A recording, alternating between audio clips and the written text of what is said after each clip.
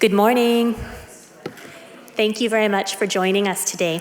I'm Rebecca Peabody, Head of Research Projects and Programs here at the Getty Research Institute, and it's my pleasure to welcome you to our symposium, Teaching and Writing the Art Histories of Latin America and Los Angeles.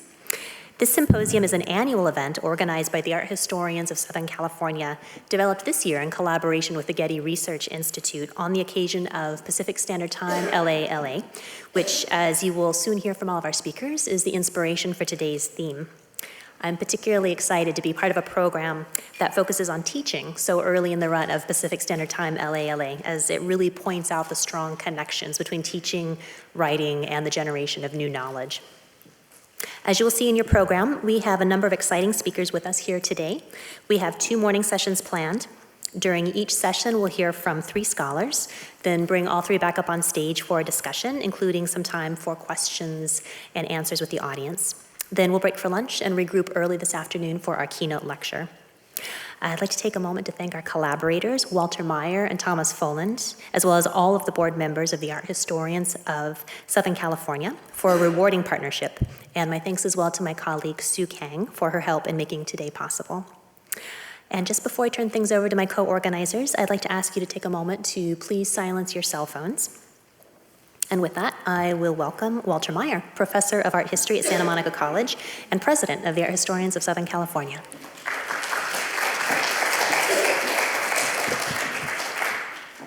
Thank you, Rebecca. My name is Walter Meyer, and I am the president of Art Historians of Southern California. It's an honor and a privilege to be here. And I get to just do some quick thank yous. But I'll start off by saying the Art Historians of Southern California was founded in 1959. So it really is an honor and privilege to be its president and to continue that legacy. It is one of the oldest affiliated organizations with the College Art Association, which is the largest body of artists and art historians who are academics on the planet right now. And that the meeting for CAA will be in February this year, and there will be a follow-up to this conversation at CAA in February 2018. So one of the missions of the Art Historians of Southern California is to bring art historians from a variety of backgrounds, whether we're college and university academics, whether we're people who work at museums or curators, independent scholars, is a forum to bring all of us together.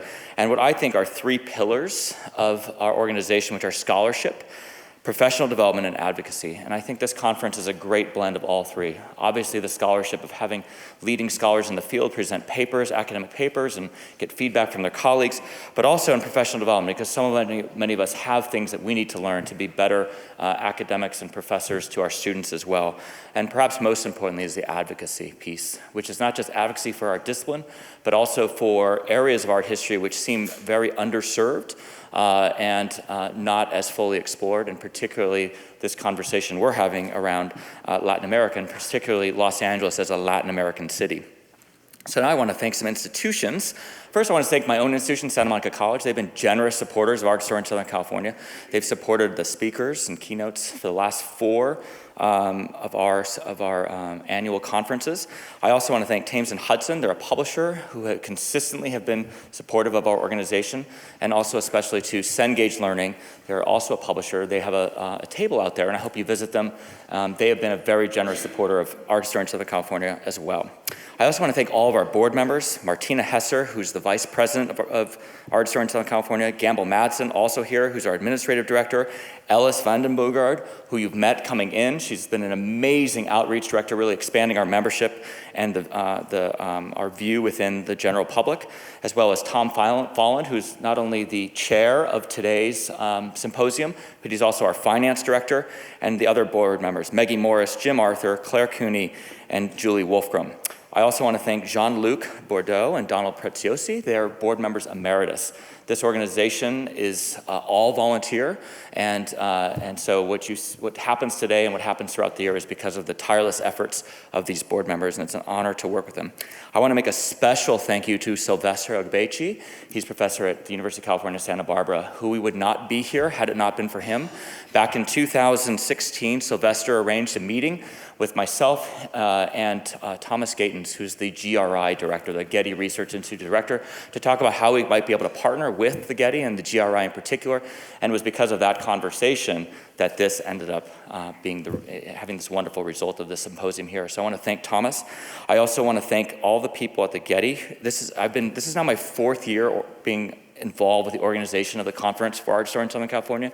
This has been absolutely the most fantastic and wonderful to work with. So Rebecca Peabody, you've been so amazing to work with. Thank you, Rebecca. And Sue Kang behind the scenes, making sure everything was organized and all the forms and everything so seamlessly. I've had to do the least amount of work in the last 4 years, and I so appreciate it. It's so wonderful to be here.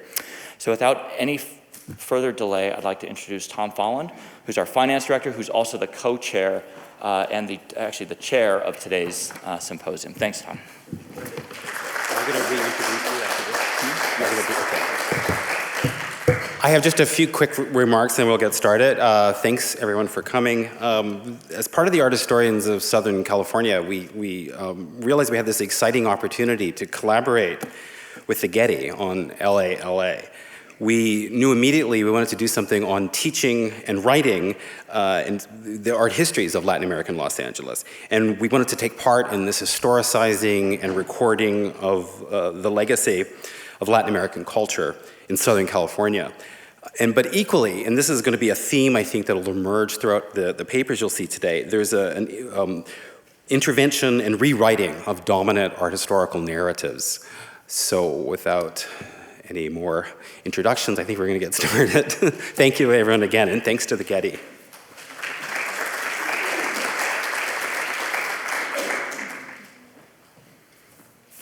Okay, I'm back. So I'll be moderating the first morning session, and our first paper is Networked Histories, Systems Art in Latin America by Catherine Spencer from the University of St. Andrews, Scotland. So Catherine.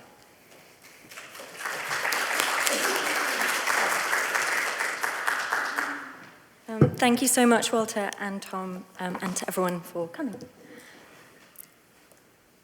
Okay, so in some senses, I'm afraid that this isn't a paper that will touch directly on Los Angeles all that much, but I hope that it might contribute to conceptualizing LA as an artistically networked city and to considering the socio-political ramifications of the mediation involved in the creation and dissolution of transnational artistic relationships. Nonetheless, this is a particularly appropriate place to be talking about this material in that the GRI holds the photographs that form my starting point today. These photographs show Alan Kaprow standing and discoursing in front of what I think are large blown-up printouts of page designs that he made for an artist's calendar with the Museum of Modern Art between 1968 and 1970. Now, although not perhaps a roaring success in terms of sales, this calendar project did provide an opportunity for Kaprow to investigate the relationship between his ephemeral participatory events, their embodied execution, and their documentation. Each page contained photographs from his happenings dispersed across an elliptical series of dates. And in a 1970 letter to Harold Seaman, Kaprow describes Days Off, A Calendar of Happenings, as his most successful attempt at communicating his work beyond the immediate audience of an individual performance. Elsewhere, he characterized the calendar as a manifestation of social art, indicating that he understood it to have an interactive, collective, and even political function. This conviction that the documentation of performances and actions might constitute a site for the study of social interaction and for the development of strategies and models of interpersonal engagement infuses the transnational networks with which this paper is concerned. So I cannot say with surety where the photographs of Kaprow were taken. The folder that they are housed in identifies them as Buenos Aires in 1971, but I don't think he made a trip to the city. However, Days Off, together with a series of images from his 1968 happening Record 2 and pictures from the earlier 1964 performance Household, were included that year in the exhibition Arte de Sistemas, held at the city's Museo de Arte Moderno. Arte de Sistemas was organized by the writer and curator Jorge Glusberg on behalf of the organization that he led, the Centro de Arte y Comunicación, the Center for Art and Communication, or CAIC. It was a huge exhibition featuring over 100 artists from North America, Latin America, Japan, Western and Eastern Europe. And Caprao was not the only American to appear in the show, or indeed the only LA-based practitioner. So Ed Ruscha also featured, exhibiting his bookworks, A Few Palm Trees and Records, together with images from Royal Road Test and Crackers in the catalogue. Although based in San Diego rather than LA, Eleanor Antin also represented the rich network of performance and conceptual art that spanned the two cities. John Baldessari joined Caprao, Ruscha, and Antin with photographs and video from his 1970 work, Portraits by a Policeman. In it, Baldessari entered a classroom full of art students in Santa Monica who he had not met before, leaving after about 20 minutes. He was followed by a police artist who drew Baldessari according to the descriptions of him given by the students. So Arte de Sistemas consisted primarily of documentary images from performances and conceptual actions, like several other exhibition, catalogue, and magazine projects during this period. So this was not a one-off within CAIC's exhibition making. It grew directly out of From Figuration to Systems Art, which travelled in 1971 to Camden Art Centre in London, and was the organisation's first large-scale exhibition abroad. Both shows are situated within an ongoing commitment to cybernetics and systems theory, evinced by Arte Cibernética of 1971, Art and Computers in Latin America of 1973, and Art Systems in Latin America of 1974, which travelled to London and Antwerp. Arte de Sistemas was thus part of a wider attempt by CAIC to forge artistic networks across multiple geographic areas through which LA-based practitioners could be placed on a continuum with those working in Buenos Aires, or artists like Leah Lublin, who had moved between Argentina and Paris during the 1960s. It sought to make practical sense of an expanding art world and to theorize the politics of this interconnectivity. All the work in the show and the catalogue was represented through mediation, and many of the artists were actively concerned with the politics of documentary in their practices, both in the sense of recording their work and disseminating it through the processes of circulation and exchange, but also in terms of representing social subjects. This is not to suggest that the systems envisaged by these exhibitions conformed to the seamless feedback loop of cybernetics. As Julia Bryan-Wilson observes in relation to the critic Lucy Lippard's contact with Argentine practitioners when she visited the country in 1968, quote, assuming that 1960s artistic traffic moved smoothly along the greased wheels of increasing internationalism, fails to acknowledge how the unique circumstances of art production in different countries left much room for misapprehension and broken lines of communication. And this was borne out by Lippard's experience of working with Kloosberg in 1970 on one of the iterations of her numbers shows, so-called because they were named after the population number in the cities where they took place, and the Buenos Aires shows built on exhibitions that had already taken place in Seattle and Vancouver. But Lippard organized the show remotely from New York, arranging for material to be sent by the artists involved to Kloosberg.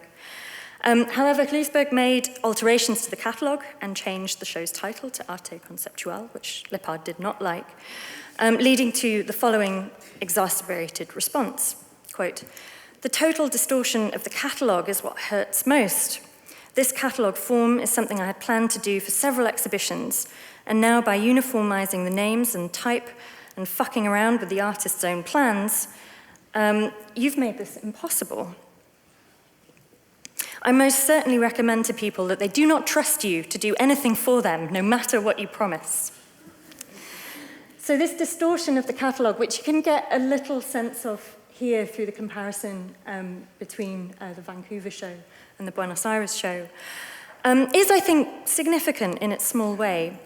It indicates not only a struggle for authorial agency between the two figures, but also the stakes of the wider CAIC project as an ongoing system. As the uniformity of CAIC's own catalogues and press releases indicates, its programming was evidently attentive to the effects and dynamics of control. Arte de Sistemas and other kayak initiatives are then distinguished from many conceptual projects using the exhibition catalogue as either a corollary for the exhibition space or as the site of the exhibition itself, by the way in which they explicitly stage the tensions between collectivity, complicity, and conformity. Arte de Sistemas was moreover characterized by a distinctly sociological approach to art as a tool that facilitated interaction and which could become instrumentalized in enforcing normative patterns of behavior, while also holding out possibilities for occasioning cultural change. As Glusberg asserted in an elliptical essay for the catalogue, quote, "What we may see are not isolated statistic data, but total facts." And he felt that these enabled connections to be made between the individual and their wider society in a way that anticipated, quote, "the appearance of radical social changes." Similarly, the Art Systems in Latin America catalogue contains the assertion that from the point of view of semiology, art is an ideological discourse, that is to say, a sociological system, since discourse means system of signs. By taking into account the above definition, man can become aware of his social reality. The politics of relationality elaborated by the kayak catalogues can be related to the socio-cultural conditions surrounding the organization's emergence. The Centro de Arte y Comunicación was founded in 1968, growing out of a workshop on art and cybernetics, although it did not occupy a physical site until 1970. Its appearance coincided with the demise of the influential Centro de Artes Visuales of the Instituto Torquato di Tella in Buenos Aires, which had, under the leadership of Jorge Romero Brest from 1964, played a key role in the internationalization of Argentine art, particularly in relation to the United States. And Romero Brest saw it as his explicit mission to, quote, deprovincialize Argentine art. But by 1968, the Di Tella was under pressure from both right and left in the increasingly conservative environment that followed the 1966 military coup led by General Juan Carlos Onganía. And by 1970, it had shut. Although there was initially relatively little formal resistance to Onganía's leadership due to intense fear among the middle and upper classes that Peronist politics would re-emerge in the country, as his rule became more repressive and the Argentine economy declined, discontent fomented a new allegiance between workers and students. During the febrile year of 1968, artists withdrew their work from the Experiencias exhibition at the Centro de Artes Visuales after one contribution was censored. And in Rosario, artists allied with cultural workers, sociologists, trade unionists, and political activists in response to Onganía's closure of sugarcane factories in the province of Tucumán, creating exhibitions that documented the resulting starvation. The CAV, the Di Tella, and Romero Brest were associated with what was perceived as an increasingly outmoded model of internationalism, primarily dependent on the US, which replicated center-periphery inequalities while ignoring the Argentine political situation. In 1968, Romero Brest was heckled at a public lecture in Rosario, which, as well as Tucumán Ade, was also the site of the Ciclo de Arte Experimental that year. In an article for the London-based magazine Art and Artists, Glusberg paraphrased the words spoken by the artists Juan Pablo Renzi, Norberto Puzzolo, and Rodolfo Elizalde. Ladies and gentlemen, we are hereby advising you that this is an assault on Romero Brest's lecture and that we shall speak in his place. Instead, what we want you to remember is this small violence that we have committed. We are here because the institution of a lecture within the walls of this institution represents an obsolete mechanism that absorbs, twists, and aborts all creative work. This intervention and condemnation of the traditional institution and its formats encapsulates the difficulties faced by artists and art organizations in Argentina towards the end of the 1960s. Glusberg thus experienced at first hand how the Di Tella model could not continue, even as he was clearly maneuvering to pick up the baton that it was dropping. Kayak's activities represent an experimental approach to devising transnational relationships that would not, in theory, perhaps be compromised by the power dynamics of US-dominated internationalism, but which could consider the connections between artists working in cities such as Los Angeles, Buenos Aires, Paris, Vancouver, and Berlin, as well as the intersection between art and politics in a way that would not perhaps incur too much attention from the government. This became increasingly difficult as the 1970s progressed, and Kayak did manage to operate throughout the period of the Argentine dictatorship between 1976 and 1983, although it inevitably suffered diminished activity. The interconnectivity that it elaborates in its projects is particularly interesting, I think, because it does not actually manifest the utopianism that the organization's early association with cybernetics and systems theory might indicate. Instead, its projects are fissured with the compromise and difficulty of networked interaction and socio-cultural exchange. And this is underscored by the design of the catalogues. In Arte de Sistemas, for example, each artist is represented on an individual sheet of paper, one side of which is covered in gridded lines, and a version of this model would then be repeated for art systems in Latin America. Into these lines were placed images of their work. If you were to lay the cards out together, the pieces of documentation would look like fish caught in a vast net. The net relates Caprau, Rouchet, Baldassari, and Anton's work to that of artists such as Juan Pablo Renzi, who was involved in both Tucumán Are and the assault on Romero Brest's lecture. Yet while linking different artists and works and signaling the possibility of solidarity between dispersed metropolitan sites, the net also inevitably raises the spectre of complicity and the restricted responsibilities and possible failures of connection or even missed connection. What do these artists have to say to each other? How might we now conceive of them in relation? There are multiple ways, then, in which these catalogues might be conceptualized. They could be understood as dossiers of evidence testifying to connections that might need to be called in later on, as artworks in their own right, experiments in social leverage and networking, and arguments for mediation as an artistic form. Although art historical and curatorial interest in Kluisberg's model is on the rise, with a current collection display at Tate Modern using the organization's catalogues as a starting point, Kayak is difficult to condense into a linear history. This is exemplified by the experience of trying to read the Arte de Sistemas catalogue. The individual pages threaten to spill everywhere, are difficult to navigate, and get easily muddled up. The histories of the artists involved do not fall into clear narratives. They span different countries, different continents, and cannot be directly aligned always with activism and protest, even as they do not deny art's intersection with politics. It's hard to get a handle on the individual works, and that is, of course, the point.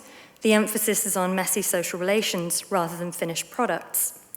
This provocative complexity remains highly valuable, I would argue, for thinking about the operations of the network in contemporary art history, teaching, and exhibition practice, and for challenging neat constructions such as Latin America or even Los Angeles. Thank you.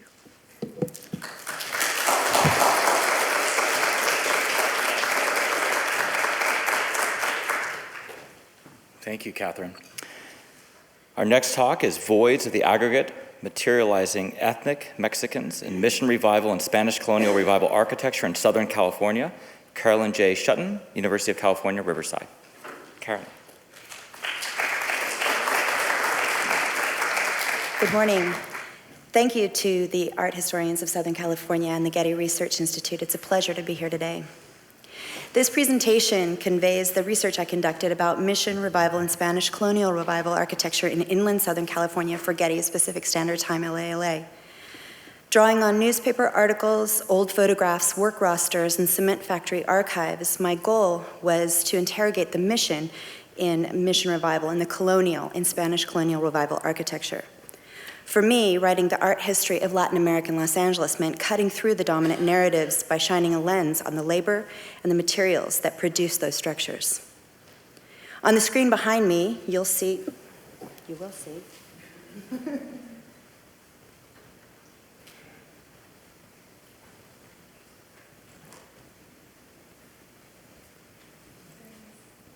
Thank you. On the screen behind me are some of the photographs I encountered in my research. They are not necessarily tied to my narrative, as much of my talk regards the racial landscape of the era. You will not see lavish architectural buildings. Rather, I would like to introduce you to the faces and places of a few of the ethnic Mexican laborers who constructed Mission Revival and Spanish Colonial Revival architecture in our region. I will be discussing the Inland Empire, which is 1 hour east of LA.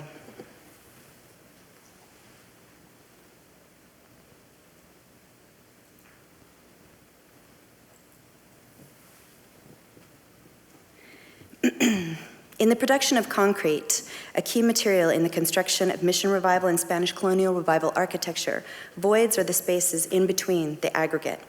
Aggregates include sand, gravel, or crushed stone that, when mixed with water and Portland cement, comprise concrete.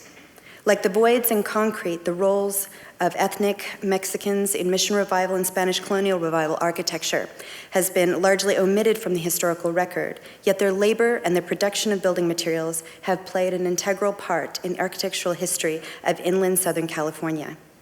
This research intervenes in prevalent narratives of regional architecture and seeks to recover the history and contributions of ethnic Mexicans during the era that produced Mission Revival and Spanish Colonial Revival architecture.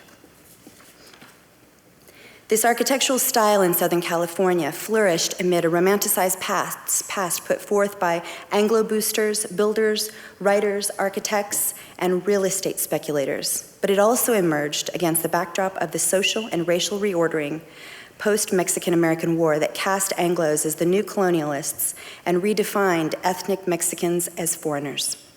Architectural historian Phoebe Kropp argues that colonial Spain gave way to American empire and that regardless of delightful depictions of Spanish era, Anglos did not typically signal a willingness to embrace Mexicans or Indian Californians as fellow citizens. Racial discourses, Kropp claims, were fundamental to the ways that Southern Californian Anglos defined local identity, boosted economic progress, built houses, and interpreted history. Kropp notes that the leading local press acknowledged two groups in the region, Mexicans and Anglos, or not Mexicans, masking sizable and significant differences among ethnic Mexicans. Ethnic Mexicans in the early 20th century might have included native-born mestizos, Spanish descendants, genizaros, who were indigenous captives of the Spanish, migrants from central Mexico fleeing the Mexican Revolution, Mexican Americans, and Californian Indians. Anglos marshaled the term Spanish to establish Europeanness, thus erasing Mexicans in the local landscape, says Kropp. Yet even as Anglo architects and developers lauded the beauty of Mission Revival and Spanish Colonial Revival architecture in the Inland Empire, these structures were largely produced by ethnic Mexican common laborers working in building materials, production, and construction, and their contributions were particularly significant in clay and cement. In his book, Whitewashed Adobe, The Rise of Los Angeles and the Remaking of Its Mexican Past, historian William Deverell argues that the use of adobe stood for the past, a dark-skinned, unusable past. Though it was the romance of the California missions that prompted the architectural turn to Mission Revival and later Spanish Colonial Revival, native adobe was maligned as an inferior building material. In 1894, Charles Lemus in Land of Sunshine advertised builders not to use adobe because it would require the importation of knowledgeable adobe workers from Mexico. Poignant examples of the inferiority of adobe were held up by Lemus and others who pointed to the crumbling ruins of missions as proof positive of adobe's deterioration over time. Lemus recommended an improved adobe made of brick or cement, materials traditionally made by European Americans. This aversion to the use of native building materials dovetailed the availability of local resources in Southern California. Spanish Colonial Revival architecture, along with Mission Revival, was likely a strategic choice due to abundant mineral deposits in the Inland Empire and Southern California. The building industry in California was closely linked to the production of brick, tile, concrete, and cement stucco, all of which constructed and materialized Mission Revival and Spanish Colonial Revival structures. Knowledge of brick production was imported from the East Coast and efficiently replaced native adobe in Southern California. According to William Deverell, brick meant progress when compared to the so-called dirty, ugly unprogressive adobe. It stood for an Anglo future and was a metaphor for the racial turnover that occurred when California became America. Transitions between building materials were synonymous and simultaneous with racial realities, says Deverell.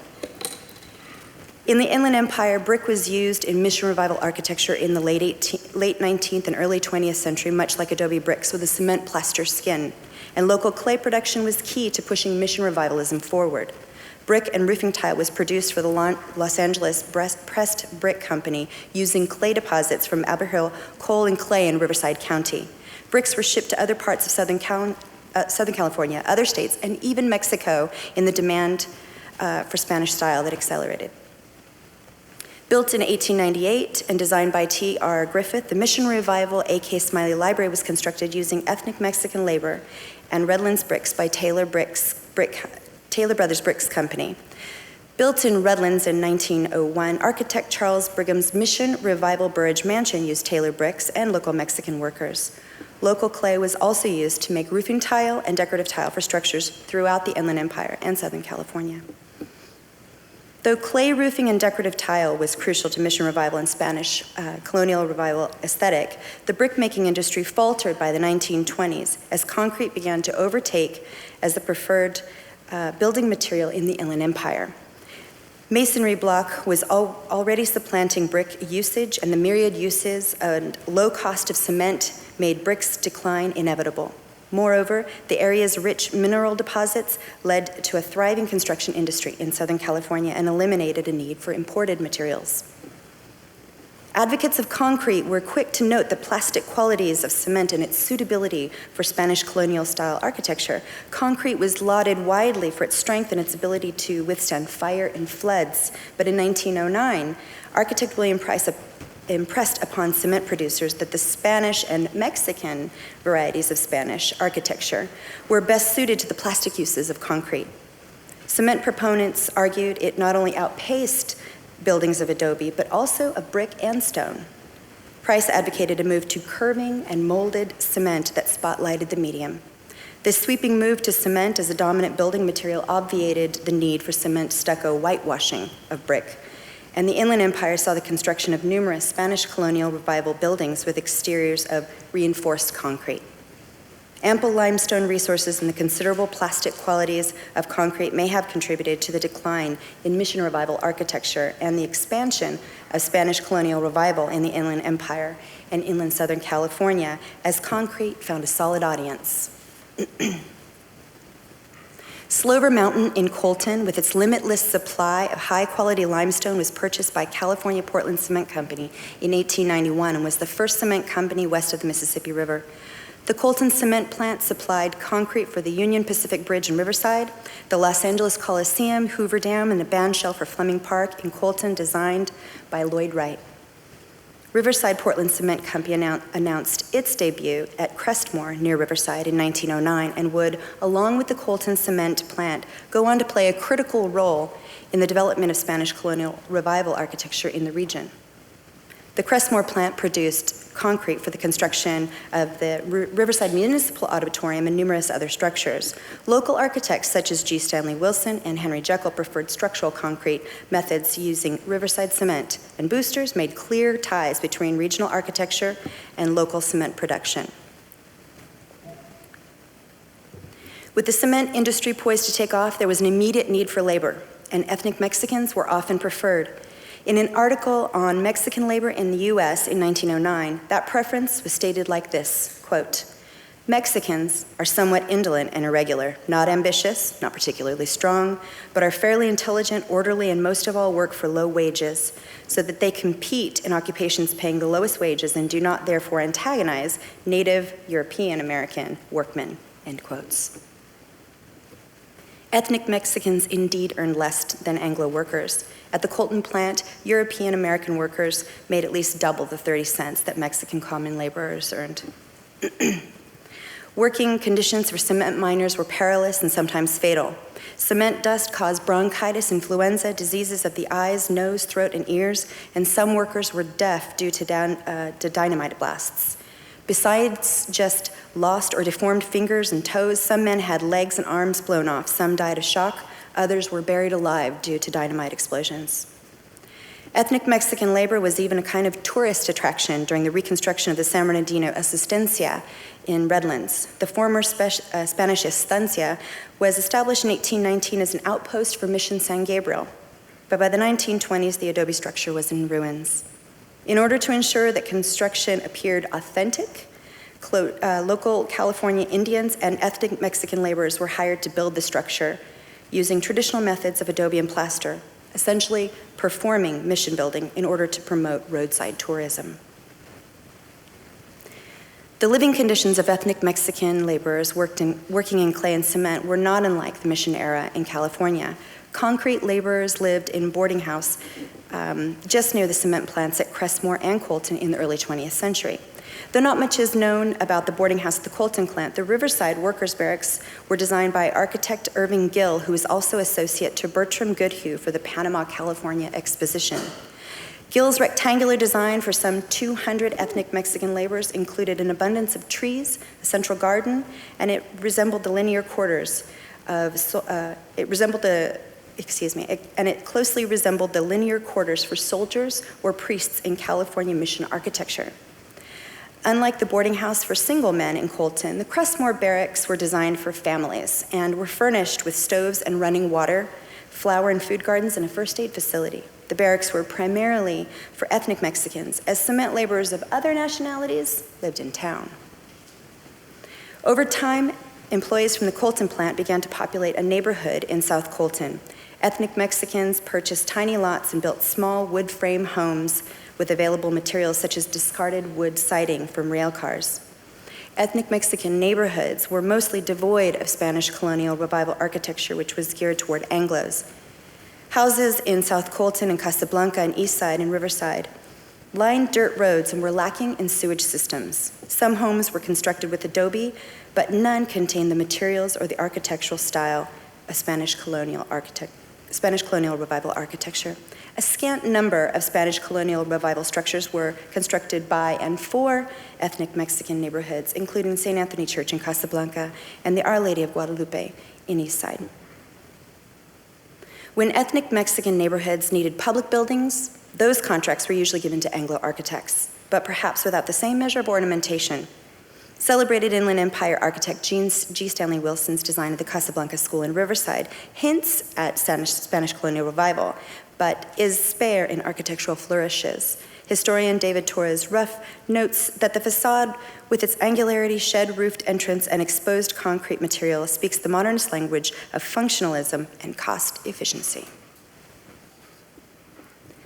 William Deverell asserts that in Southern California, the color of brickwork was brown, and indeed, numerous laborers that produced brick and concrete in the Inland Empire and in Southern California were ethnic Mexicans. The vast majority of Mission Revival and Spanish Colonial Revival architecture in the Inland Empire was supplied materials from the Crestmore and Colton plants.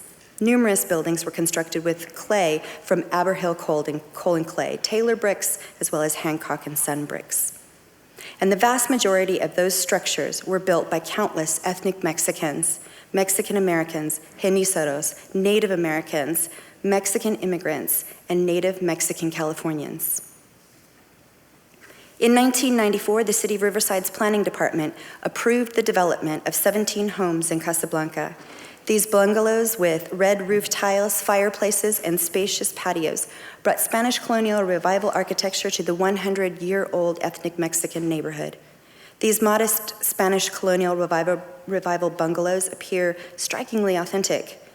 They beckon the inclusion of Casablanca and the inclusion of ethnic Mexicans into the inland Southern California's historical narrative. Thank you.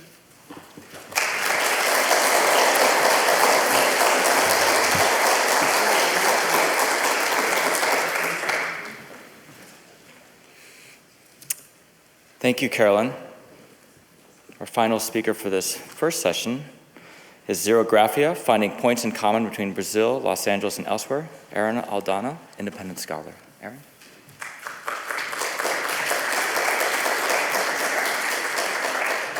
Thank you so much for being here, and thank you to the previous panelists for two really interesting papers. I have a problem, which is that I have too many images. So rather than read my presentation, I'm thinking I'm just going to show my images and talk about them because that will be a way for me to get through them faster.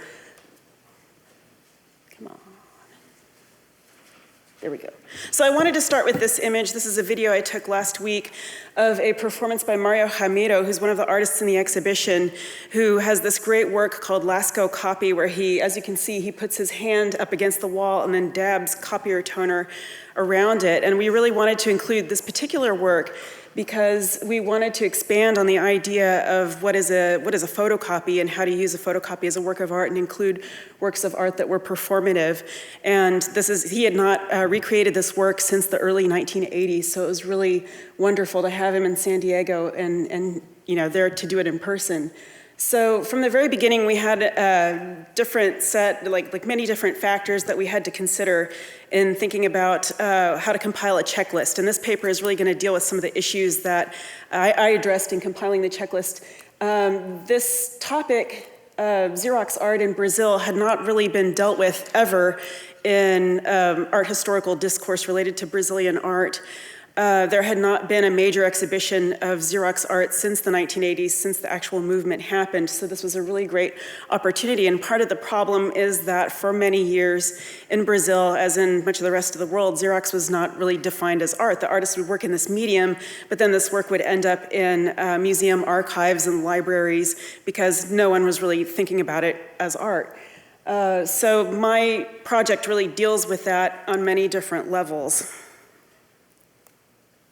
So one of the works that I was really interested in from the very beginning is this project called On Off. It was organized by the artists Regina Silveira and Julio Plaza, and they invited a number of their colleagues who were all teaching at the same art school, FAAP, in São Paulo, to participate in this collaborative artistic project where each artist was asked, and the numbers vary. I've talked to different artists and each person has a different number, but one artist said it was 1,000 copies, another said it was 600, another one said it must have only been 200. So we don't have any, even though this was like 40 some years ago, no one has you get different answers no matter who you talk to. So I was never able to pin down, but the first artist I spoke to, Mario Ishikawa, said it was definitely 1,000 copies. Artists were told, make 1,000 copies of a work of art. You can collaborate with someone else or you can do it on your own, but just reproduce it in the cheapest way possible.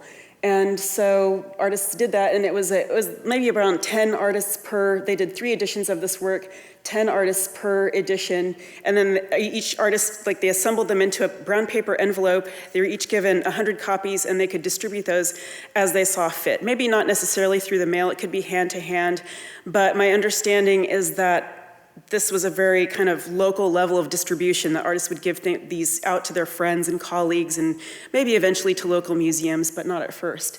So I really liked this project and wanted to include it in the exhibition and did. However, it is not a project that's primarily done in Xerox, but rather in offset, because if you're going to produce 1,000 copies of something, it's less expensive to do it in offset than it is in photocopy. At least it was true in the early 1970s. So I'll talk about this more as we go on.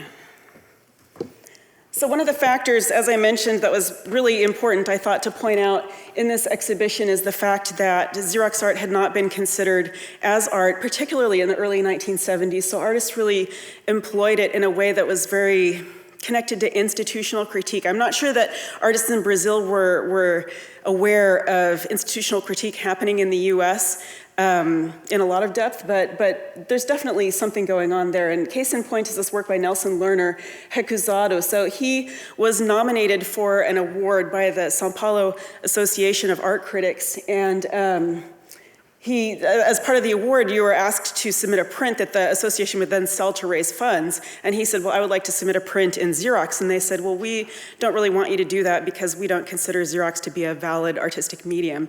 So he instead rejected the award and produced this form.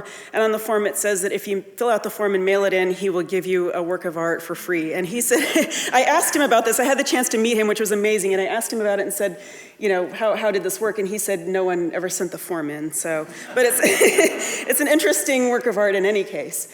Another example of this is by Artur Matucci. He was one of the very first artists in Brazil to work with Xerox. And he had a proposal to the Sao Paulo Biennial where he said we should have a photocopier in the Sao Paulo Biennial and people should be able to come to this photocopier and make their own works of art. And the committee for the biennial rejected not only his proposal, but the proposal of 90% of the Brazilian artists who proposed works of art to be included in the Bienal that year. And they said they rejected it on the basis that there wasn't any artist for the work of art. And he said, it's actually really kind of topical and to the point that you make the viewer or the observer, the participant, but they didn't accept that at the time. So he was thinking very early on about issues of authorship in relation to Xerox art and realized that the technology of photocopying made it possible for anyone to reproduce any kind of imagery or documents or whatever they wanted very quickly and easy, so much easier than any other kind of print technology. And he realized that that changed authorship in a really important way. So he was one of the first people to develop this concept of copyleft, or what he called the semyon, which is this little symbol that's at the bottom of the image on the left that you could put on any document or work of art that authorized anybody to reproduce it without having to ask for the artist's permission. So I also met with Regina Silveira, and it was really interesting talking with her because she talked about how offset was really important to her artistic practice and not so much photocopy. And she argued to me that she didn't really even consider that xerography or Xerox art was really even a valid movement in Brazil. Even though there are like dozens, and you could say even hundreds of artists in Brazil who worked in this medium, she said it wasn't all that important. What's more important is this idea of reproducibility and appropriation, which was central to her work, especially in the work on the right, where she would take photographs from newspapers and recombine them in different ways to create an entirely new work of art. So again, I think that relates to issues of authorship. And I wanted to include her work because I consider her one of the most influential artists on conceptualism in the 1970s. So including some examples of offset was the way to do it. And interestingly, I saw her at the Getty's opening a couple of weeks ago, and I said, hi, and she said, some of my work is in your show, isn't it? And I said, yes. And she said, it's not Xerox. And I said, I know that. Have you read my book? She hasn't read my book yet, so. But I explain why I included it. So another issue is that of how to define the work of art and how the artist defines the work versus how the curator or art critic or outside person might define the work of art. So I did extensive research in many different museum archives, including the Pinacoteca do Estado and the Centro Cultural. And I encountered these works, which I thought were very interesting. The envelope by Paulo Bruschi. This was an envelope in which he put his works to be submitted to an exhibition of Xerox art that happened in 1984. And you can see he stamped the outside of the envelope with the word copy many different times, all over the exterior. And he has little messages and things written on the exterior of the envelope, which I thought was interesting. I wasn't necessarily thinking of including it on the checklist, but I thought this is, it's interesting, and obviously he's thinking about photocopy, this in relation to photocopy and multiples and mail art. And then this color Xerox poster by Alex Valauri. So I was putting together a checklist, but then I had to run everything by the people at USD and see if they approved of my checklist. And at one point, one of my colleagues said, we can't really include this poster because it's a poster, it's not a work of art. And I said, well, I think the artist intended it to be both. And she said, well, I disagree. So we did not include this Alex Valauri poster, and we didn't include the envelope either. The interesting thing with the envelope is that after I saw this work of art, it was in the files at the library, and the person who arranged my visit said, this is, all the stuff you're looking at is art, isn't it? It's not, it's not ephemera, it's not documentation, it's art. And I said, yes. And they moved some of the materials that I looked at to the museum after my visit. So there's the issue of how to include color, because color photocopy was not available in Brazil during the 1970s. So we decided to include Diazo, which is a special kind of blueprint. And the work of Mario Ishikawa in particular was really compelling because his work makes a very pointed criticism of the military dictatorship in Brazil in different ways. And the image on the left, that's a print of his fist, kind of smashing against and he said this was a gesture that was like an authoritarian gesture, and then the right is a variation on the Brazilian flag because it was only certain people were authorized to reproduce the Brazilian flag during the 1970s. There's also this issue of text as art. And so I had encountered many, particularly in the collections of the Museo de Arte Contemporánea at USP, there is a large collection of Fluxus-inspired kind of documents as art and text as art, and these kinds of works were rejected early on because there's too much text and it's all in Portuguese. However, we did accept this kind of work that's more what falls into the category of visual poetry, where the artist is taking words and making them gestural, and where the words have a more visual quality and you don't necessarily have to understand the text. We do have a series of works by both Ubirajara Ribeiro and Walter Silveira. And what's interesting also about these works is that I thought they were single sheet works, and then when they arrived, they each had like 8 pages in them. So we had to figure out how to display those. And in some cases, we displayed the separate sheets. In some cases, we had to kind of fan them out. Okay, so another issue is that of making connections between Latin America, between Brazil and Sao Paulo, specifically with Los Angeles, because that was one of the things that I had been encouraged to do early on, was to try to find a connection with Los Angeles to make it, because the name of the initiative is LA, you know, Latin America, Los Angeles. And I found that that was not so easy to do because the artists didn't really have a lot of, or any direct contact with people in Los Angeles. So at first I considered the work of Barbara Smith as a possibility. However, her gallery didn't really get back to me. So I was interested in possibly making connections between the work of Paulo Bruschi, because Smith and Bruschi both have this idea of art without an original, where you're doing performative actions on the glass of the Xerox. And so you don't have an original that you, like a piece of paper that you put on the Xerox and photocopy, but rather you perform on top of it. Or also possibly issues of the feminine body and issues related to feminism in connection with the work of Leticia Parenti. However, she didn't get back to me, so I didn't really explore those. So another possibility was that of, I came across an exhibition that happened in Los Angeles in 1979. This was an exhibition that had originated in Mexico, and all different kinds of print, not exclusively Xerox, but Xerox was heavily included in this exhibition.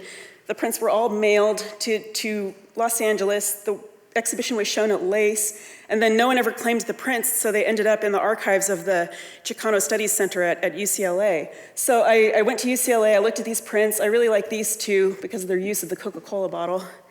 And I noticed that there were 3 Brazilian artists whose work they sent works of art to this exhibition, including Artur Matucci, and Regina Silveira. She did this little artist book called Executivas, which is these images of businessmen, and then they have geometric shapes kind of caging them in.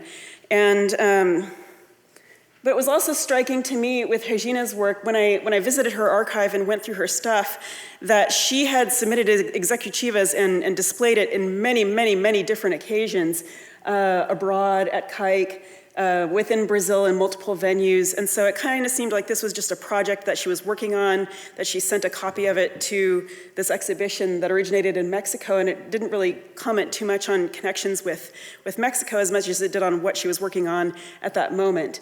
Gabriel Borba also sent in this dish towel that he stamped with a message. And again, it seemed more indicative of something he was working on at the time rather than like making really specific connections to Latin America. So I also traveled to New York. I met with Louise Niederlander, who was a very active artist book producer, and she also published a journal of the International Society of Copy Artists for more than a decade. So I met with her, and she makes these very polished artist books in which she's really thought very carefully about how the form of the book relates to its meaning.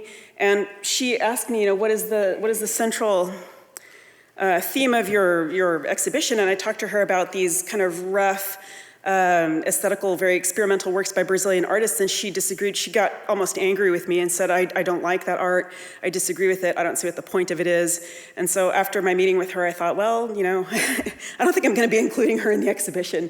I also met with Luis Perez Aramas at MoMA, and he encouraged me to include the work of the Venezuelan artist Claudio Perna, who did this work called the auto curriculum, in which he photocopied like 400 pages of photographs, newspaper articles, personal letters, and he put them together in a book, and he went to the MoMA library and just left this book on the shelf in the library, and then people discovered it later, and Luis thought that was really cool, because he thought it was like this kind of intervention into the official space of the library. So I was thinking possibly you could make connections with even though these artists did not know each other and were not aware of each other at all, with the work of Uji Nilsson Jr., who also has this idea of, he's very interested in images of himself and the theme of Narcissus.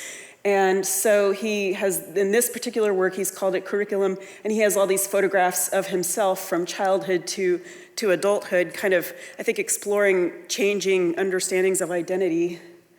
And there's a work also by Gabriel Borba where he made this dossier of documents that you could use to certify yourself as they're fictional documents, but documents that you could use to certify yourself as a professional artist. He had them made up, and again, it's like a little booklet of photocopies of all these forms that he made and ID photographs and things like that. And so I was thinking maybe there's a theme there, but it seemed a little bit forced given the fact that with the auto curriculum, Claudio Perna seemed to be working on his own and not in dialogue with these artists from Sao Paulo. On the other hand, the checklist of artists that I eventually did kind of decide upon were all artists, for the most part, who lived in Sao Paulo, worked together, knew each other, and there was this kind of organic relationship that they had with each other.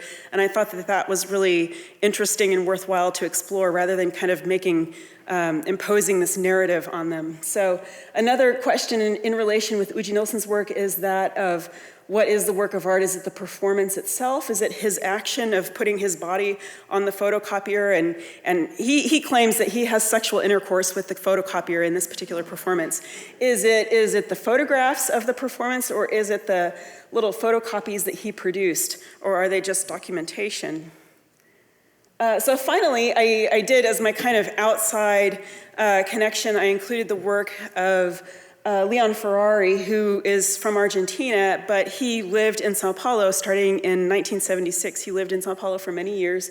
He went into self-imposed exile from Argentina when the military government came to power, and he was close personal friends with a lot of the artists who lived in Sao Paulo. I would go to many different artists' houses, and they would have works of his up on the wall, or one of his, he produced these great wire sculptures inspired by Brazilian music called berimbau and percanta. Some people would have them like on their coffee table, which made me really jealous. But there's some works on display at Mackey from this series called Para Heres, where he took prints by Dürer and he cut out little images of couples having sex from Japanese erotica and from the Kama Sutra and inserted them into these religious prints. And I thought these were really great because they involve that aspect of appropriation that Regina Silveira had talked to me about, and they're also kind of a commentary on authorship and on printmaking techniques, and I really love these works, so I included them. Although USD is a Catholic university, so we got this work as an artist book and decided to turn it to the least questionable page, so we wouldn't rankle anybody accidentally. So this is my last image, and so we also decided to include some of Ferrari's blueprint works. He produced this series of blueprint works using Letraset, which there's been a video circulating on Facebook called How Did People Do Graphic Design in the Years Before Adobe, and this is how they did it with Letraset. They had these pre-printed little images that they would use to draft their architectural plans and whatnot. So he uses these pre-printed images to produce these kind of phantasmagoric urban images of freeways that spiral around each other and things like. So we included a couple of those because Ferrari, although he was from Argentina, had this direct relationship with these artists living in Brazil and was in dialogue with them. So in conclusion, I just wanted to, without really coming to actual answers to questions, I wanted to say that the themes that I explored in this exhibition are this idea of resurrecting a movement in art history that had been neglected or was not even considered as art at the time,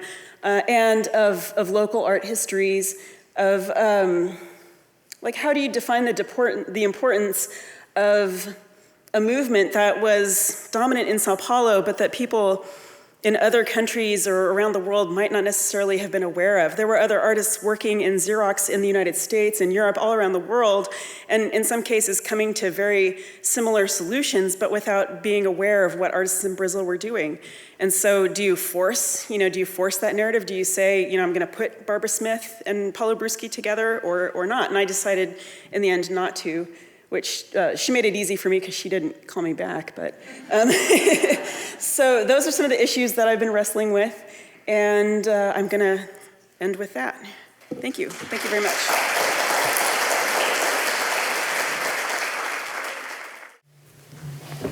So as people are gathering their thoughts, I thought I would maybe just share. I don't know that I have a particular question to kind of launch, but maybe it'll evolve into one, is that the theme of this Pacific Standard Time, Los Angeles, Latin America, to me it hit as that Los Angeles really is a Latin American city.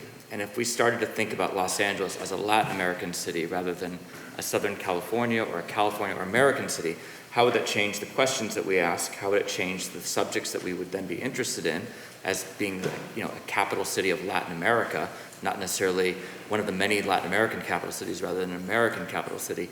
And then as you were each giving your presentations, what occurred to me is that there's a specific kind of methodology at play. So when Catherine was discussing kind of something that seemed to be a part of an already established canon and expanding it to include these connections, these systems in Latin America, and to include, to see these really often identified as Los Angeles artists, people like Baldessari especially, kind of the king of Los Angeles art, as then being repositioned within a Latin American context, or even then just thinking about materials, as with yours, Carolyn, where if we just examine the labor and what, it just changes the conversations, and then even looking completely at a phenomenon that I don't have Xerox art. I mean, I was thinking Felix Gonzalez Torres was the only artist I could really think of as a canonical being using that idea of the easily reproduced multiple.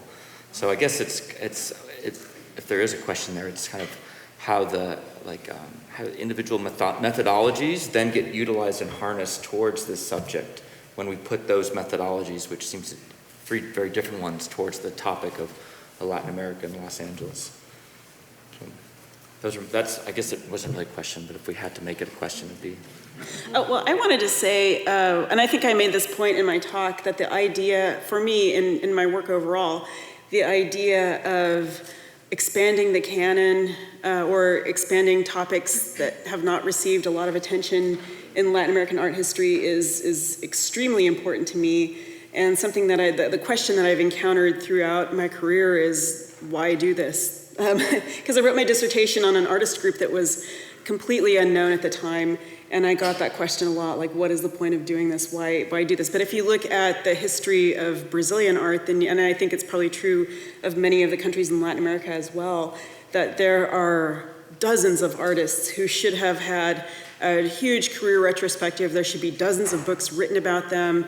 The discussion of their work should already be well developed, and it's not, for a number of reasons. And so for me, as a scholar, it's important to excavate those histories and write about them. And I think that PST gave me and many other people the chance to do that. So I appreciate that very much. And I think it's relevant in thinking about Los Angeles as a Latin American city as well, that those histories have been excluded or not written about, and it's a chance to reconsider them and insert them.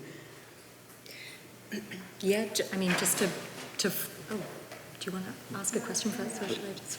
Let's finish here. Just follow on really quickly, just to say, I suppose similarly thinking about challenging canonical histories and looking for alternative models, but some of those alternative models have problematics of their own, so the network isn't always a solution, it has nodes where power centers, so I suppose even as you're reformulating one model, there's a need to be aware to the power imbalances of alternative possibilities for both teaching, researching, writing, and exhibition making.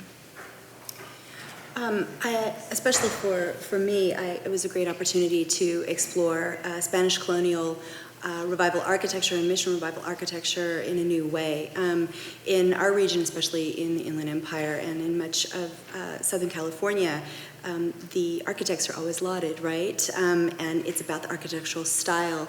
But for me, it was an opportunity to really explore, as I said in my paper, this idea of what does Spanish colonial really mean, and to be able to shed light on all of those people who actually constructed those structures. So that was what really interested me. It was very difficult to find information, as you might imagine. I was really fortunate to be able to find an archive of an armchair historian who just documented everything, and if he hadn't, I would have found very little. It was tough to find those people, those faces, those places. So there was a lot of digging. No pun intended. Any some questions? I have a question for Catherine and a separate question for Erin. For Catherine, I wanted to know if you had thought much about comparable case studies or systems in relation to CAIC. So, one is Walter Zanini at MacGOSP, and Erin showed some works from that collection, where instead of this kind of attempt to situate Argentina in an international sphere, and perhaps we might compare that international sphere to the sort of accepted contemporary art sphere that could be compared to what we have now, to kind of trying to establish other internationalism. So Zanini fostered this strong connection with Eastern Europe, and so they were very invested in internationalism as a value and exchange and the network system through mail art, but also were kind of exploring something that avoided going through the centers and exploited the possibilities of the system for establishing a different kind of system. And I just wondered if you thought about it in relation to that endeavor of Zanini's, or mail art in general, which often had its system centers or its nodes in not in capital cities like Buenos Aires, but in La Plata or Recife or elsewhere. So that was my question for you. Sorry, a bit long-winded. And for Erin, as you know, we're also doing a study here at the GRI about photocopy, but much more broadly. But as a scholar that's worked a lot in Brazil, I came at the research thinking much more about reproducibility and assembling magazines and mail art. But when I found, looking at other regions, and particularly at Barbara T. Smith's work, there's much more work being produced which is about the unique product that comes out of the photocopier at a given moment, which we found extremely interesting, that the ability to reproduce, or the reproducibility of the photocopier, wasn't being harnessed in the same way. There was this privacy and the unique work. So I'd be really interested to know if you found that also in Brazilian works, or if the Brazilian artists were focusing much more on the possibilities of information flows, and especially around issues of dictatorship and things like that. Do you want to go first? Sure. Okay. Thank you so much for your question. I think that's a really useful model, and I was interested in precisely those problems around the model that is proposed in the examples that I was showing, that are primarily concerned with main metropolitan urban sites. And I think contrasting that with mail art networks would be a really kind of valuable and interesting project to do. So I completely agree with that. I think I'm interested in where the networks do start to kind of unravel or dissolve or diversify beyond those points. Again, I think, sorry, I'm aware I'm not answering your question brilliantly. But yeah, I think a counter history to that narrative is very useful and important. I was going to say that in response to your question, there are maybe two you could divide production in Xerox art into two different approaches. One is one in which you're interested in the multiple and in reaching issues related to audience, and in using Xerox almost as a precursor to media art, and producing many, many, many copies and then distributing those copies and expanding your audience, and particularly in being interested in expanding your audience beyond what you would encounter in a museum or gallery, which was incredibly important to artists during the 70s, and it was very important to Leon Ferrari. I did not expect Leon Ferrari when I started doing my research.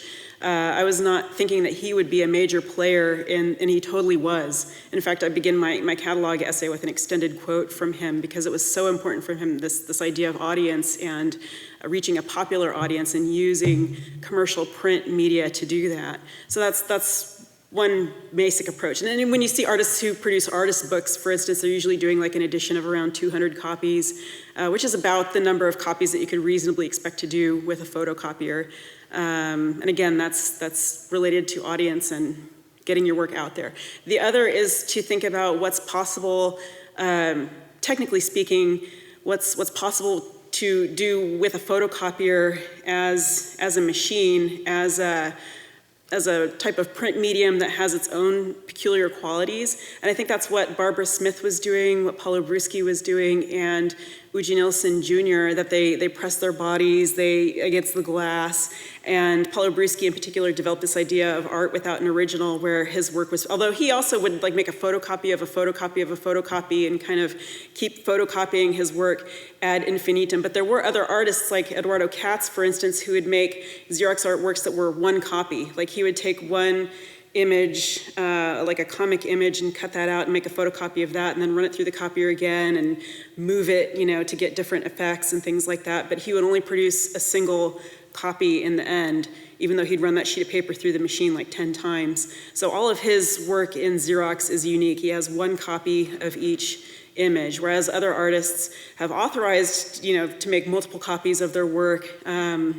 Mario Ramiro, too, he has a work that has multiple sheets in it. So he's thinking about the ability of the photocopier to create this almost filmic quality, in that in each image he moves a little bit, and it's almost like a flip book sort of effect, except he displays them gridded out. But then he said when he had a show at the Zipper Gallery recently that he talked to the Zipper Gallery about possibly allowing people to make photocopies of those images, so that he said the gallery freaked out when he suggested that. They're like, why would you do that? But the ability to make photocopies of photocopies. And then Uji Nilsson would zoom in and enlarge his photocopies to the point where they became very abstract. And artists were, like I talked to Annabella Geiger, she was also interested in zooming in and out, because she said you could do that so easily with a photocopier and not with any other print medium. So she had a work where she photocopied 2 pages from a children's book, and then she zoomed in, and each subsequent page of the book was zooming in, zooming in, zooming in,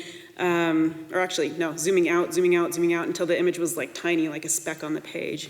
And I think it's really, I guess you could look at artists from other countries and find the same kind of thing, but I really liked the way that the Brazilian artists experimented with that, and were really thinking about what you could do, what's unique to photocopy as a medium. Very modernist.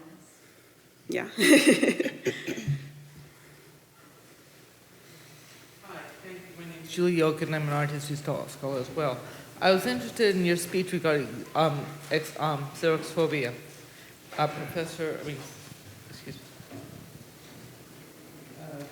Senor Aldana.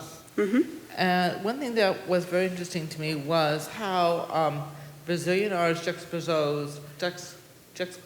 juxtapositioned, how an Asian girl could be intimate underneath the table for, I think, the Last Supper.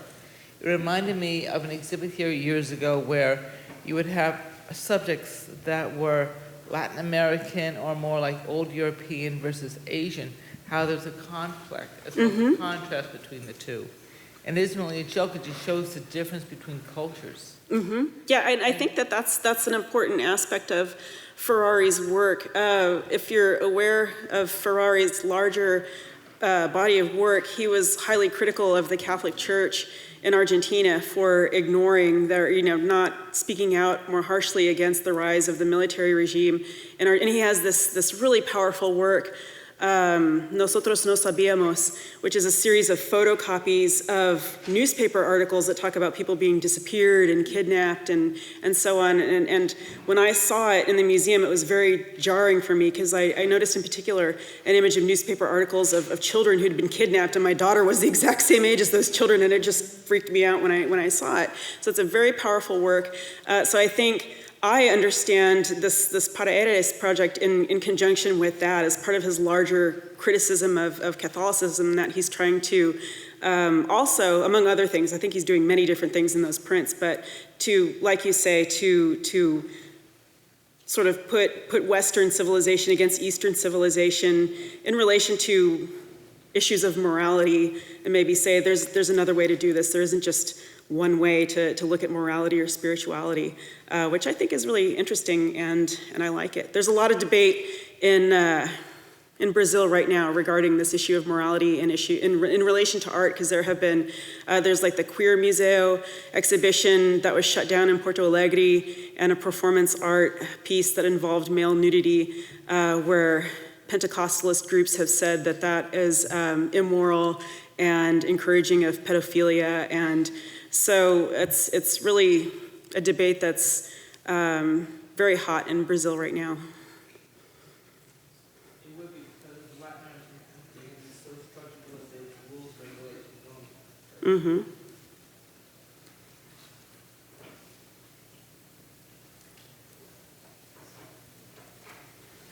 I have a question for Carolyn. Could you give us a sense of who the individuals were who were taking these photographs? Do you have any sense of are these people who were in charge of the building projects? Were they just trying to document who the workers were? Or is it just kind of unknown, these are anonymous in terms of who took the photographs? Well, they're certainly unknown to varying degrees, but because they're held in this particular, in a couple of different collections, they are generally kind of promotional, which is interesting because it's the cement company showing off what they can do. So they're catching people while they're doing construction. They're basically promoting, again, they're promoting the medium, which was really critical in this era because they wanted to promote what cement could do. So it's really fortunate that they felt that way about it because we have these precious few photographs and a very small archive. No, it's interesting that it includes the workers in those images, not just documenting the materials, but the workers as well. I think for me, and I put it on there like 3 times because it's my favorite image, but I thought was really interesting about this one image. There's an image in the center, if you'll remember at the beginning, there's a Mexican laborer, and on the side there are very clean Anglo people in the photograph standing next to, but very clean. And I really should have pointed that out, but it's my favorite because it shows the kind of fakeness of the photo, because they were sort of saying, oh, here's one of our laborers, and we're there too, and they're very posed and very tidy, the architect and the other supervisors. Yeah.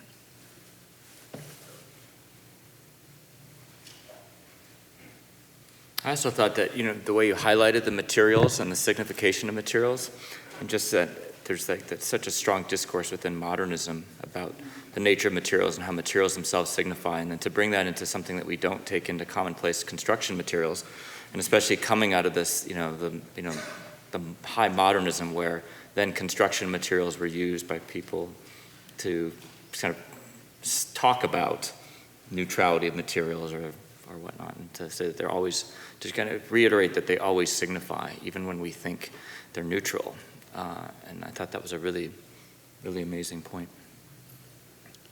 Yeah, I think one of the things that I found in my research, I was rather surprised actually, that there was this innovative tilt slab construction method of Irving Gill that went on to do these massive, modernist structures, but that he designed these workers' barracks, which was, and really lovely workers' barracks, which was kind of a surprise to me.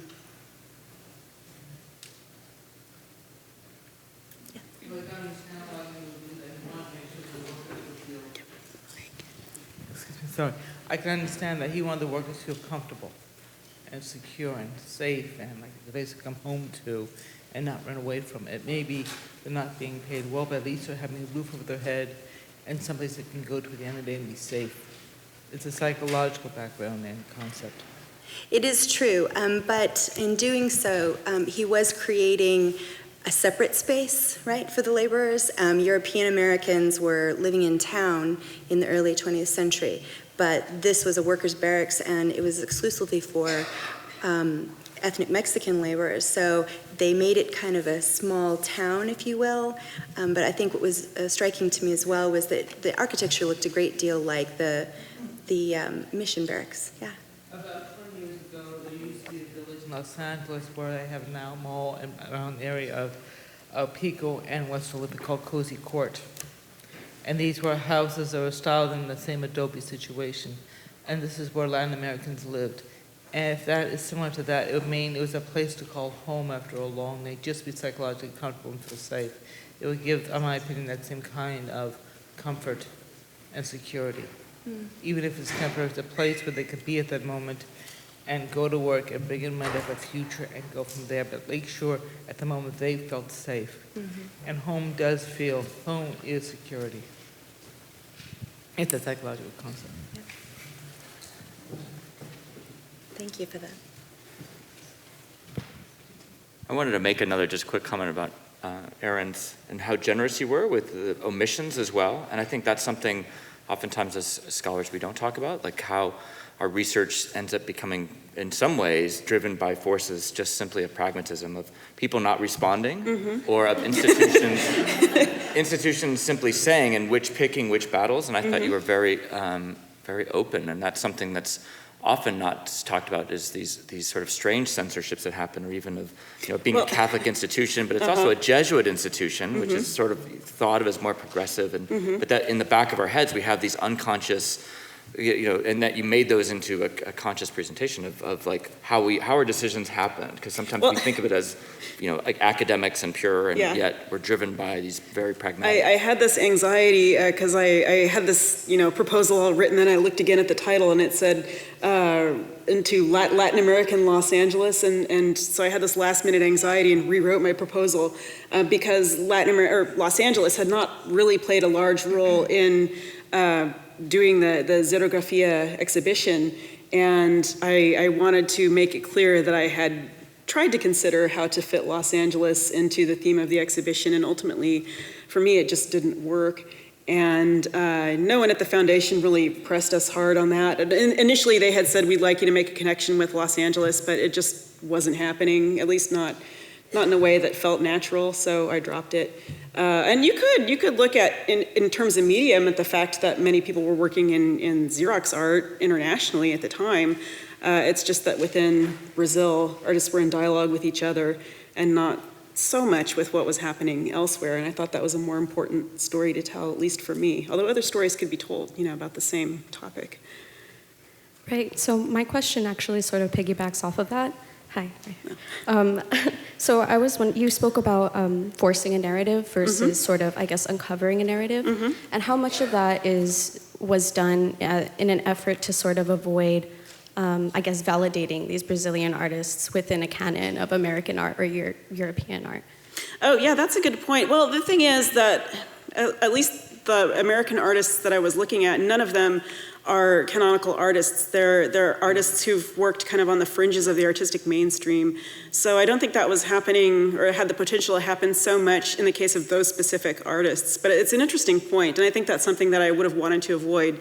And it relates to this other question that I was asking, which is that of what is the importance of local histories of art in relation to what's going on in Europe and the United States, and the idea of a transnational art history, because this word transnational has been emphasized a lot in Latin American art history, and I think it has the potential to eliminate those art histories that are not as transnational, perhaps, that because Sao Paulo, very early on, one of the artists that I was working with said to me, what you have to understand about Sao Paulo is that it's an international city, but it's also a very local city. You have these international connections occurring through the biennial, occurring through other exhibitions, but the artists very extensively are in dialogue with each other on a local level, and that's really important and needs to be talked about. So that's been the focus of my scholarly work. But a lot of times I've had people say, like, who else should care about this outside of Sao Paulo, you know? And I've been pleasantly surprised that so far the Xerografía exhibition has been really positively received by people in San Diego, by people at USD. It's been so positive and so wonderful, and I was not totally sure that would ever happen, so I'm happy about that. So.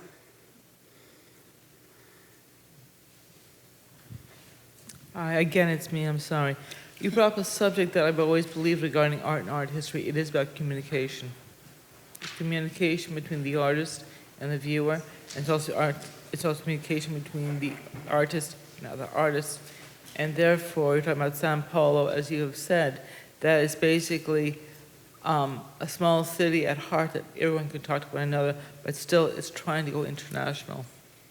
It has those combinations, which is still yeah, I wouldn't say that Sao Paulo is a small city at heart, because it definitely isn't. But I meant was that everyone knows each other and everyone agrees in different within the art world, yeah, and that's another related to. debate, is the politics of the art world and how artists working in xerography and other media address that, and I think that's relevant in the Nelson Lerner work and some of the other work where you have artists on that. Well, he's not on the fringe, but artists commenting on that dynamic of breaking in or subverting the status quo of the art world. But yeah. Okay, that's our time. So we're going to take a brief break and then come back for the second morning session of panels.